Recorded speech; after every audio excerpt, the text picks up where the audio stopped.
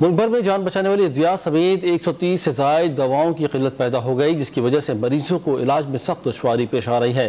مزید جانیں گے جرنلسٹ کے نمائندے خاور حسین کی اس رپورٹ میں۔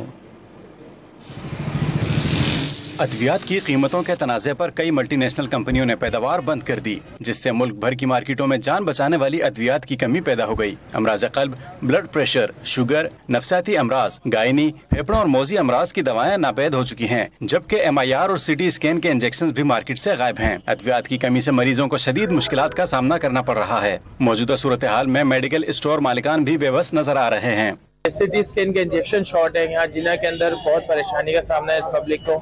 جو 5000 کا انجیکشن تھا وہ یہاں 10,000 کا سیل ہو رہا ہے، اور جس کے پاس ہے تو وہ 10,000 کا سیل کر رہا ہے، پہلے تو ہے ہی نہیں، کیونکہ گورنمنٹ کا کام ہے ان کو فری میں پرووائڈ کرنا۔ جو پیشنٹ یہاں پر آتے ہیں وہ بیچارے یہاں باہر آ کے 10,000 کا انجیکشن پرچیز کر رہے ہیں۔ اسی طرح کی بہت ساری میڈیسن جو ہے 150 کے قریب جو ہے میڈیسن شارٹیج ہے۔ وفاقی وزارت صحت کے حکام نے ڈرگ ریگولیٹری اتھارٹی کو ادویات کی بلا تعطل فراہمی اور مارکیٹ میں دستیابی کے لیے اقدامات کی ہدایت کی ہے۔